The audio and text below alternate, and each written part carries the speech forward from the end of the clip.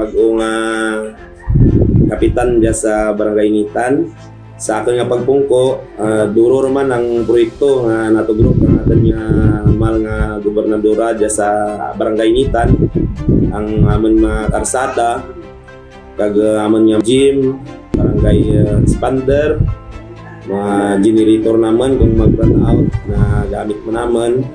Ay ikaw na dyan sa apat man dyan nga barangay, ang mabagday rin dyan ka naman ng pagpasaog suba sa banwa kay tungod nga ngamon nga ragyan malako kag ura pa man siminto kag kadya na tingwa gid man kag na tigayon nga nabuligan ka aton nga probinsya nga nagsiminto ron ng alin sa pisanan pagtur dyan man sa Ngitan kag lapos man ra sa iba nga barangay sa babaw sa Ikukok ug Tamutabeng amo man ang kalsada nga Ridya sa Mabini, sa Ridya Magi, kay parang may alternate route niya kung may mga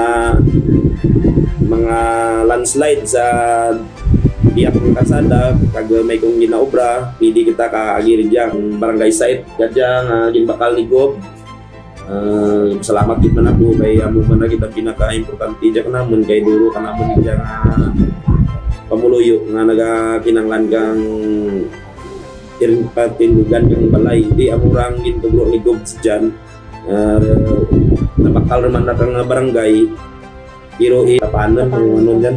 May mga gusto ba nga mapatindig nga nagalumon blasanda. Kura pa gani iba mabay iti kung baga daw ginisip lang ko anay pinaka-importante lang gidanay nga tuguan kay amurang ginisip ko. Yang iba kara dyan nga nagalumon kura pa naman mabay. Kaya murang ni nga tama, iba kulang ang amon nga site ko. Bukan ilang inapapos ko at sa atin nga gobernadora nga pagpidi nga mga tuluan naman kami. Bakit ka ba ko nga sa akin nga administrasyon nga matuluan na bagit ako ka bago nga barangay site. Nagpasalamat kita ko sa atin nga gobernadora. Tigil niya halin ka to kapag pungko na sa kadya, palangga na gid kami. Sa man galing nga kabalaka man sa senior citizen, sa mga naman mga PWDs. Ikaw man katugod nagtugro ka daw mga nanda ang AX na sa PWDs.